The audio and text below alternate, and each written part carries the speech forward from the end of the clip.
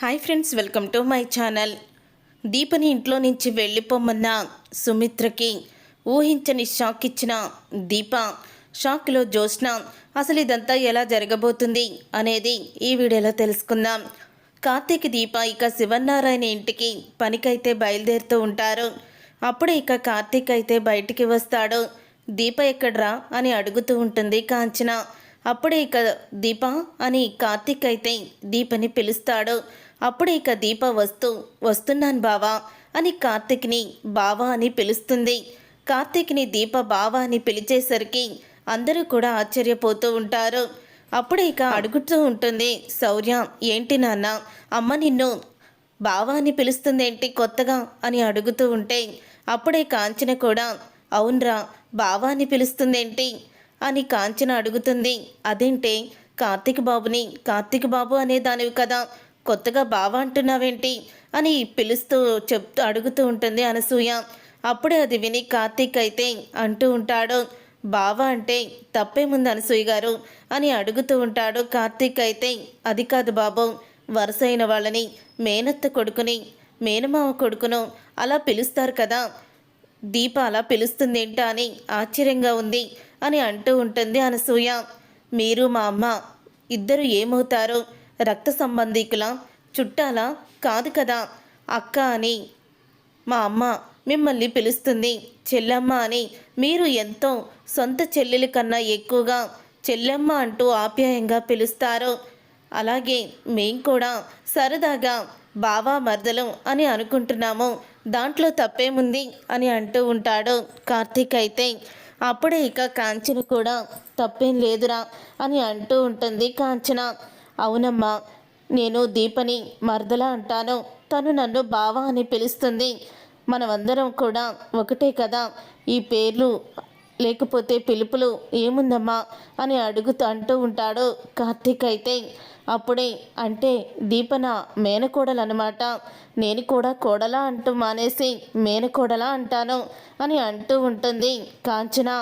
అంటమేంటమ్మా, తను నీ మేనకోడలే అనుకో, నీ సొంత అన్నయ్య కూతురు అనుకో అని అంటూ ఉంటాడు కార్తీక్ అయితే. అప్పుడే ఇక కార్తీక్ మాటలు విని దీప కూడా ఆనందపడుతూ ఉంటుంది. అమ్మా, ఒక్కసారి నాన్నని బావా అని పిలు అని అడుగుతూ ఉంటుంది శౌర్య. అప్పుడే ఇక దీప సిగ్గుపడుతూ బావా అంటుంది, నేను కూడా ఈరోజు నుంచి నిన్ను మరదలా అని పిలుస్తాను, ఓకేనా అని అంటూ ఉంటాడు కార్తీక్ అయితే. సరే బావా వెళ్దామా అని అంటూ ఉంటుంది దీప నవ్వుతూ. అప్పుడే కార్తీక్ దీప ఇద్దరు కూడా ఇంటి దగ్గర నుంచి బయలుదేరుతారు. అప్పుడే ఇక కాంచన అయితే అనసూయతో ఇలా అంటూ ఉంటుంది, అక్క వీళ్ళిద్దరినీ చూస్తుంటే నాకు చాలా ఆనందంగా ఉంది, వీళ్ళకి నాదిష్టే తగిలేట్టుంది అని అంటూ ఉంటుంది కాంచన. అవును, నువ్వు చెప్పింది నిజమే చెల్లి, ఏ తల్లి కన్న బిడ్డో అని అంటూ ఉంటుంది దీప గురించి. అనసూయ కాంచన దగ్గర నోరు జారేస్తుంది. అప్పుడే ఇక అది విని ఒక్కసారే షాక్ అయిపోతూ కాంచన, ఏ తల్లి కన్నబిడ్డో అని అంటున్నావేంటక్క, తను నీ తమ్ముడు కూతురే కదా అని అంటూ ఉంటే, అదేనమ్మా, మా మర్దల్ని నా తమ్ముడు భార్యని నువ్వు చూడలేదు కదా అలా అన్నాను అని అనసూయ అప్పటికప్పుడు మాట అయితే మార్చేస్తుంది. తరువాత ఇక ఇద్దరు కూడా శివనారాయణ ఇంటికి వెళ్తారు. వెళ్ళిన తర్వాత శివనారాయణ అందరూ కూడా హాల్లో కూర్చొని ఉండగా సుమిత్ర దీప రావడం చూసి ఆగు అని అంటూ గుమ్మం దగ్గరే ఆగిపోమ్మని చెప్తుంది. అప్పుడు ఇక కార్తీక్ అయితే ఏంటత్తా ఎందుకు ఆగమన్నావు అని అంటూ ఉంటే, ఈ రోజు నుంచి నువ్వు పనిలోకి రావాల్సిన అవసరం లేదు దీప, నీ ముఖం చూడాలంటేనే నాకు అసహ్యంగా ఉంది, ప్రతిరోజు నీ ముఖం చూస్తూ నేను ఇంట్లో ఉండలేకపోతున్నాను, నువ్వు ఇక్కడి నుంచి వెంటనే వెళ్ళిపో అని అంటూ ఉంటుంది సుమిత్ర. అప్పుడే ఇక కార్తీక్ అయితే అదేంటత్త అలా అంటున్నావు, తను చేసిన తప్పేముంది అని అంటూ ఉంటాడు కార్తీక్ అయితే. అప్పుడే ఇక దశరథ అయితే ఏంటి సుమిత్ర నువ్వు అసలు ఎందుకు తనని వెళ్ళిపోమని అంటున్నావు, ఏం తప్పు చేసింది దీప అని అడుగుతూ ఉంటాడు దశరథ. ఏం చేసిందో నిన్నేం జరిగిందో మీకు తెలీదా అని అంటూ ఉంటుంది సుమిత్ర. అవును దశరథ, నిన్నేం జరిగిందో నీకు తెలీదా, సుమిత్ర కాలు బెనికింది, నడవడానికి కూడా తను ఎంతో బాధపడుతుంది. అలా కూర్చోవడం తప్ప తను ఏమీ చెయ్యలేకపోతుంది. దీని అంతటికీ కారణం ఆ దీపే కదా అని అంటూ ఉంటుంది పారిజాతం. అప్పుడే ఇక దశరథ అయితే, కాదు పిన్ని, సుమిత్ర ఉన్న కోపంలో తను తప్పడుగా అడుగు వేసి తను కాలు బెనికేలా తనే చేసుకుంది. దాంట్లో దీప తప్పేముంది? తను కోపంలో ఆలోచించకుండా అలా అడుగు వేసింది అని దశరథ అంటూ ఉంటాడు.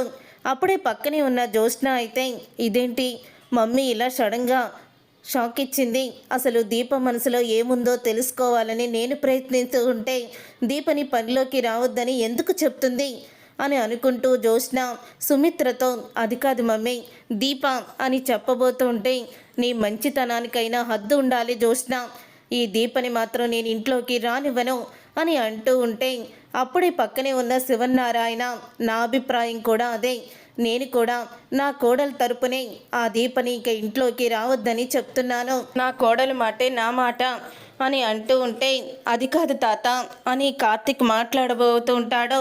తాత ఏంట్రా తాత, నువ్వు డ్రైవర్ని మాత్రమే, బంధాలు బంధుత్వాలు బాగానే కలుపుతున్నావు. ముందు నువ్వు వచ్చావు, తర్వాత మీ నాన్న వచ్చాడు, తర్వాత పిల్లల్ని పెద్దల్ని ఇంటికి వేసుకొచ్చి పెద్ద రభస చేస్తున్నారు అని అంటూ ఉంటాడు. ఇదంతా కూడా చూస్తూ మౌనంగా ఉండిపోవాల్సి వస్తుంది. ఏదైతే నచ్చట్లేదో అదే పనులు చేస్తున్నారు అని అంటూ ఉంటాడు శివనారాయణ. అప్పుడే ఇక, అది కాదు తాత అని అంటూ ఉంటే, నువ్వేమో అగ్రిమెంట్ అంటావు, సుమిత్రేమో దీప ఇంట్లోకి రావడానికి వీల్లేదంటుంది. నేను ఎవరి మాట వినాలి, ఎవరి మాట వినకూడదు, లేక కోడలా మనవరాలా అని శివనారాయణ కోప్పడుతూ ఉంటాడు. అప్పుడే ఇక దీప అయితే, నన్ను మాట్లాడిస్తారా, మీరు చెప్పినట్టే నేను ఇంట్లో నుంచి వెళ్ళిపోతాను అని దీప అయితే అంటూ ఉంటుంది. అప్పుడు ఇక కార్తీక్ అయితే, దీప అని అనగానే, మీరు ఆగండి కార్తీక్ బాబు, నన్ను చెప్పనివ్వండి అని అంటూ ఉంటుంది దీప. అప్పుడే ఇక పారిజాతం అయితే, వెళ్ళిపోయమ్మా, ఈ ఇంట్లో కొంచెం ప్రశాంతంగా ఉండొచ్చు అని అంటూ ఉంటుంది పారిజాతం. అప్పుడే సుమిత్ర కూడా అలాగే అంటూ ఉంటుంది. అయినా సుమిత్ర, దీపని ఎందుకు వెళ్ళిపోమంటున్నావు అని అడుగుతూ ఉంటుంది మళ్ళీ. అప్పుడే సుమిత్ర అయితే, మనకి అన్యాయం చేయాలనుకున్న వాళ్ళు మన కళ్ళ ముందు తిరుగుతూ ఉంటే నేను చూడలేకపోతున్నాను అని అంటూ ఉంటుంది. సుమిత్ర అయితే, మమ్మీ, కేవలం తన ఇంటి పని మనిషి మాత్రమే, నువ్వెందుకు ఇలా రియాక్ట్ అవుతున్నావు అని అంటూ ఉంటుంది. జ్యోత్స్న, నువ్వు నా మాట విను అని అంటూ ఉంటుంది సుమిత్ర. తర్వాత ఇక దీప అయితే, నన్ను మాట్లాడిస్తారా అని అంటూ ఉంటుంది దీప. మాట్లాడు అని అనగానే అప్పుడే ఇక పారిజాతం ఏదోటి అలా అంటూనే ఉంటుంది. అయినా ఏదో ఒక రోజు మౌనవ్రతం చెయ్యి, మౌనవ్రతం చేస్తే నీకు అప్పుడు తెలిసి వస్తుంది, ఎందుకు అలా పదే పదే మాట్లాడుతున్నావో దీపని చెప్పనివ్వచ్చు కదా అని అంటూ ఉంటాడు శివనారాయణ. అది కాదండి అని అంటూ ఉంటుంది పారిజాతం. ఇంతలో దీప మళ్ళీ చెప్పబోతూ ఉంటే పారిజాతం మళ్ళీ దీపని చెప్పనివ్వదు. పిన్ని, ముందు మీరు కాస్త దీపని మాట్లాడిస్తారా అని అంటూ ఉంటాడు దశరథ. అయితే, మాట్లాడమ్మా అని పారిజాతం అంటూ ఉంటుంది. అప్పుడే ఇక దీప అయితే, నేను వెళ్ళిపోతాను, కానీ వెళ్ళిపోయే ముందు ఒక షరతు అని అంటూ ఉంటే, ఏంటా షరతు, ఏదోటి పెట్టావా, నీకు కూడా షరతులున్నాయా, నువ్వేదోటి పెడతావని నాకు తెలుసు అని అంటూ ఉంటుంది పారిజాతం. పిన్ని అని అంటాడు మళ్ళీ దశరథ. సరే దశరథ, సరే నువ్వు చెప్పమ్మా అని అంటూ ఉంటుంది పారిజాతం. నాతో పాటు నా భర్తని కూడా నేను తీసుకువెళ్ళిపోతాను అని అంటూ ఉంటుంది. ఆ మాట విని అందరూ కూడా షాక్ అయిపోతూ ఉంటారు. అసలు అగ్రిమెంట్ చేసింది నా భర్త నా కోసం, నేను నా భర్త వేరు వేరు కాదు, ఇద్దరం ఒక్కరమే. నేను వెళ్తే నాతో పాటు నా భర్తని కూడా పంపించేస్తానంటే నేను ఖచ్చితంగా వెళ్ళిపోతాను అని అంటూ ఉంటుంది దీప. అగ్రిమెంట్ని క్యాన్సిల్ చేసేయండి, నేను నా భర్త ఇక వెళ్ళిపోతాం కదా అని అంటూ ఉంటుంది దీప. అయితే, అగ్రిమెంట్ని క్యాన్సిల్ చేయడం జరగదు, నేను ఈ ఇంట్లో నుంచి వెళ్ళడం కూడా జరగదు అని దీప జ్యోత్స్న ఇద్దరు మాట్లాడుకుంటూ ఉంటారు. దీప ఈ ఇంట్లో ఉండడానికి వీల్లేదు అని సుమిత్ర అంటుంది.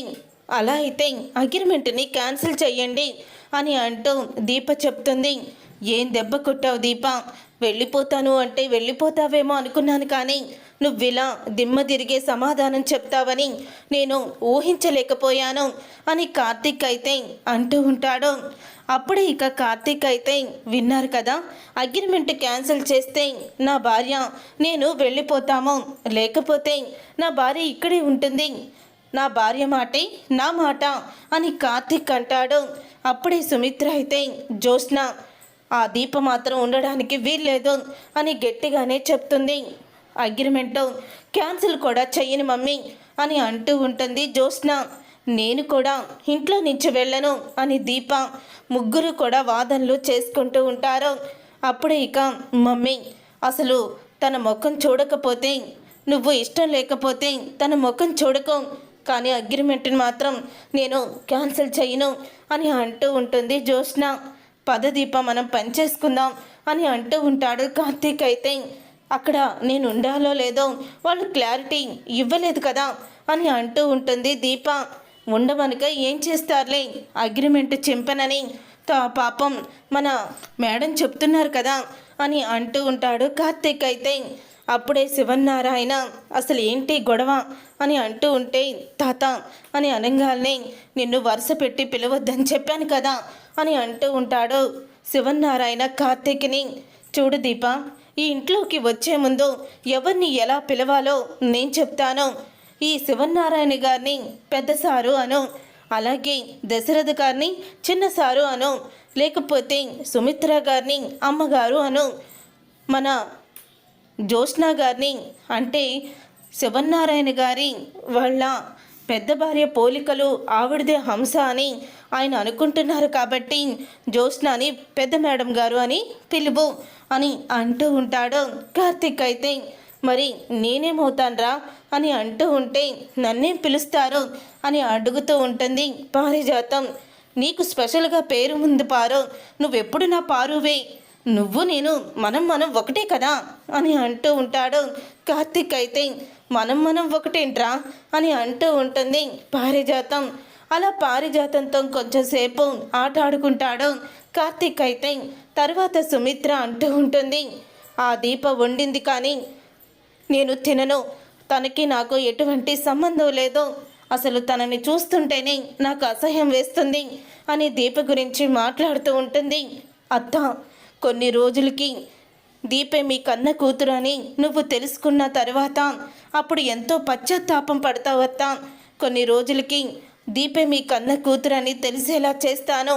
వీళ్ళ నుంచి మీ ముగ్గురిని కాపాడాలని మేమిద్దరం ఎంత అవమానం జరిగినా ఇక్కడే ఉంటున్నామో, ఈ మూర్ఖులకి బుద్ధి చెప్పి మనుషులుగా మార్చే వరకు కూడా మేము ఇక్కడే ఉంటాము అని కార్తీక్ మనసులో అనుకుంటూ ఉంటాడు. అప్పుడే ఇక సుమిత్రతో అంటూ ఉంటుంది జ్యోత్స్న, ఏంటి మమ్మీ, వాళ్ళు మన ఇంట్లో వంట చేస్తున్నారు, మన వస్తువులతో చేస్తున్నారు, మన ఫుడ్ మనం తినడానికి ఏముంది అని అంటూ ఉంటే, అప్పుడే ఇక సుమిత్ర ఏదైనా సరే నేను మాత్రం ఆ దీప చేసింది ఒక ముద్ద కూడా తినను అని అంటూ ఉంటుంది సుమిత్ర. అప్పుడే ఇక పారిజాతం, ఏంటి సుమిత్ర, ఎందుకు నీకింత మొండు పట్టుదల, నువ్వేమన్నా ఈ కాలుతో వంట చేసుకుంటావా అంటే వంట చేసుకోలేవు, నిలబడలేకపోతున్నావు, ఇక వెళ్ళి వంట ఏం చేస్తావు చెప్పు. అలాగే ఇక జ్యోత్స్న ఉందంటే దీనికి వంటగదిలో సాల్ట్ ఏదో సోడా ఉప్పేదో కూడా తెలీదు, ఇక నేనంటావా ఏదో వండేస్తాను, కానీ తర్వాత అది తింటే అది తినాలో లేదో మీరే ఆలోచించుకోవాలి అని అంటూ ఉంటుంది పారిజాతం. విషం వండి పెడతాను తింటారా అని అడుగుతూ ఉంటే, ఏ మానవ మాత్రుడు తింటానని చెప్తాడు, నువ్వు అలాంటి సాహసాలేమీ చేయాల్సిన అవసరం లేదు అని పారిజాతాన్ని అంటూ ఉంటాడు శివనారాయణ. మీ ఇష్టం వచ్చినట్టు చేసుకోండి అని సుమిత్ర అయితే అక్కడి నుంచి ఇక వెళ్ళిపోతుంది. సుమిత్ర వెళ్ళిపోయిన తర్వాత అప్పుడే ఇక దీపని కార్తీక్ అయితే అంటూ ఉంటాడు, లోపలికి వెళ్ళి మనం పని చేసుకుందాంరా అని అంటూ ఉంటాడు దీపతో. నువ్వు డ్రైవరురా అని అంటూ ఉంటే, నా భార్యకి కూరగాయలు కట్ చేస్తాను అంతే అని అంటూ ఉంటాడు కార్తీక్. మనం ఒకటన్నావు ఎలాగెలాగరా అని అంటూ ఉంటే, మనం ఒకటే పారు, అంతే అంతే తప్ప చివర్లో చెప్తాను, లాస్ట్లో చెప్తాను అంటూ తప్పించుకుంటాడు కార్తీక్. అయితే తర్వాత ఇక దీప కార్తీక్ ఇద్దరు వంటగదిలోకి అయితే వెళ్ళిపోతారు. అప్పుడే జ్యోత్స్నాతో అంటూ ఉంటుంది, పారిజాతం చూడు, మేము ఒకటే, నీకు మంచి ఫిల్టర్ కాఫీ తీసుకొస్తాను. దీప, జ్యోత్స్నాకి ఫిల్టర్ కాఫీ తీసుకురా అని పారిజాతం వెళ్ళిపోతుంది. మమ్మీ ఇప్పుడు నా మీద పీకల్లోతో కోపం దాకా ఉంది, కానీ వీళ్ళిద్దరూ సడన్గా వీళ్ళల్లో ఇంత మార్పు ఎందుకు వచ్చిందో, ముఖ్యంగా మాట అంటే పడని దీప ఎన్ని మాటలైనా సరే వెళ్ళపోవడానికి కారణమేంటో మొత్తం కూడా తెలుసుకోవాలి. ఎలా తెలుసుకోవాలో ఏంటో అర్థం కావడం లేదు. రోజు రోజుకి వీళ్ళిద్దరూ నాకు పిచ్చెక్కిస్తున్నారు అని అనుకుంటూ ఉంటుంది జ్యోత్స్న. తర్వాత ఇక దశరథ అయితే సుమిత్రతో అంటూ ఉంటాడు, ఏంటి సుమిత్ర, నీకు ఎందుకంత కోపం? ఎంతో సహనంతో భూదేవంతో ఓర్పుతో ఉండేదానివి, నీలో ఇంత కక్ష ఎందుకు వచ్చింది? దీపని చూస్తుంటే ఎందుకు అలా మండిపడిపోతున్నావు అని అంటూ ఉంటే అప్పుడే ఇక సుమిత్ర అంటూ ఉంటుంది, మిమ్మల్ని షూట్ చేసి నా కూతురు జీవితాన్ని నాశనం చెయ్యాలనుకున్న ఆ దీపని నేనెందుకు క్షమిస్తానండి? మీరు జ్యోత్స్న నాకు 2 కళ్ళు లాంటి వాళ్ళు. మీరు నా 2 కళ్ళని పొడి చేసి ఇప్పుడు నాకు నేను చూపిస్తాను అంటే నేనెందుకు ఊరుకుంటాను? అందుకే దీప అంటే నాకు కోపం అని అంటూ ఉంటే, చూడు సుమిత్ర, ఒకవేళ నన్ను ఎవరో నా మీద పగపట్టిన వాళ్ళు షూట్ చేశారో అని అనుకుంటే అప్పుడు ఆ నిజం బయటికి వస్తే అప్పుడేం చేస్తావు? దీపని క్షమించగలవా? దీప ముందుకు నువ్వు వెళ్ళగలవా అని అడుగుతూ ఉంటాడు దశరథ. అయితే నేను కూడా బిజినెస్లో ఎంతోమందిని ఎదిరించి బిజినెస్ చేస్తున్నాను, ఎవరో ఒకరు నన్ను షూట్ చేయొచ్చు కదా అని అంటూ ఉంటే, మరి నీ మీద దాడి జరిగింది, అప్పుడు కూడా దీపే చేయించిందంటావా అని అడుగుతూ ఉంటాడు దశరథ. అయితే నీకు ఎన్నోసార్లు చెప్పాను, కానీ నువ్వు వినిపించుకోవడం లేదు, ఎందుకు వినిపించుకోవడం లేదో కూడా తెలియడం లేదు అని అంటూ ఉంటే ఇంతలో ఇక జ్యోత్స్న అయితే అక్కడికి వస్తుంది. అప్పుడే జ్యోత్స్నని చూసి సుమిత్ర ముఖం పక్కకి పెట్టుకుంటుంది. నాకు ఇష్టం లేని పనులు చేసి ఏమీ ఎరగనట్టు మళ్ళీ నా గదిలోకి ఎందుకు వచ్చావు నువ్వు అని అడుగుతూ ఉంటుంది సుమిత్ర జ్యోత్స్నని. అప్పుడే ఇక చూడమ్మా, నేను చెప్తూనే ఉన్నాను, మిమ్మల్ని చంపాలనుకుంది, జ్యోత్స్న జీవితాన్ని నాశనం చేయాలనుకుంది అని చెప్తూ ఉంది మీ అమ్మ. అదే నన్ను ఎవరో పగపెట్టి షూట్ చేశారని తెలిస్తే అప్పుడు మీ అమ్మ ఏం చేస్తుంది? దీప కాకుండా నన్నెవరో షూట్ చేశారు, ఎవరో కావాలని నన్ను చంపాలని చూశారు, వాళ్ళెవరో త్వరలోనే బయటికి వస్తుంది. పోలీసులు ఇన్వెస్టిగేషన్ మొదలు పెడితే మొత్తం అన్నీ కూడా బయటికి వస్తాయి అని అంటూ ఉంటే ఆ మాట విని ఒక్కసారి షాక్ అయిపోతూ ఉంటుంది జ్యోత్స్న తడబడిపోతూ ఉంటుంది. అప్పుడే శివనారాయణ జ్యోత్స్నలో భయం అయితే గమనిస్తాడు. ఇదేంటి, నన్ను షూట్ చేసింది ఎవరో అని చెప్పి నేను పోలీసులు పట్టుకుంటారు అంటూ చెప్తూ ఉంటే జ్యోత్స్నలో చెమటలు పట్టి తన ముఖంలో భయం కనపడుతుందేంటి? ఒకవేళ దాసుని చంపాలనుకున్నట్టే నన్ను కూడా జ్యోత్స్న చంపాలని చూసిందా అని అనుకుంటూ ఉంటాడు దశరథ. లేదు లేదు, నా కూతురు ఎందుకు నన్ను చంపాలనుకుంటుంది, ఇదంతా నా భ్రమ అని దశరథ మళ్ళీ అనుకుంటూ ఉంటాడు. మమ్మీ, బావ మీద పగ తీర్చుకోవాలంటే ఇంతకన్నా మంచి అవకాశం లేదు, అందుకని బావకి మనమేంటో తెలియాలి, ఆ దీపని అవమానించాలన్నా బావని మళ్ళీ మనమేంటో తెలిసొచ్చేలా చెయ్యాలన్నా ఈ అగ్రిమెంటు బాగా ఉపయోగపడుతుంది. అందుకే మమ్మీ, నేను అగ్రిమెంట్ని చింపడం లేదు అని అంటూ ఉంటే ఇంతలో ఇక దశరథకి పోలీస్ ఆఫీసర్ అయితే ఫోన్ చేస్తాడు. ఫోన్ చేసి, సార్, మీరు చెప్పినట్టే ఇన్వెస్టిగేషన్ మొదలు పెట్టాము, మిమ్మల్ని షూట్ చేసింది ఎవరో 4 రోజుల్లో తప్పకుండా కనిపెడతాము, స్పెషల్ ఆఫీసర్ని కూడా రమ్మంటున్నాను అని ఫోన్ చేస్తాడు police officer. Thank you sir, 4 రోజుల్లో నన్ను ఎవరు షూట్ చేయబోయారో మీరు తప్పకుండా కనిపెట్టాలి అని అంటూ ఉంటాడు దశరథ.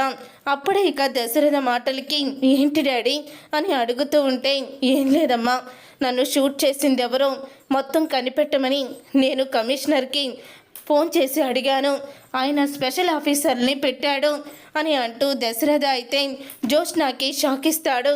చూసారుగా ఫ్రెండ్స్, రాబోయే కథలో ఖచ్చితంగా ఇలాగే జరగబోతుంది. మరి ఇలాగే జరగాలని మీరైతే కోరుకుంటున్నారా? అయితే వీడియోని తప్పకుండా లైక్ చేసి ఛానల్ని సబ్స్క్రైబ్ చేసుకొని పక్కనే ఉన్న గంట సింబల్పై ఆల్ అని క్లిక్ చేయండి. అప్పుడే మేము పెట్టే ప్రతి వీడియో మీరు మిస్ కాకుండా చూసేవచ్చు.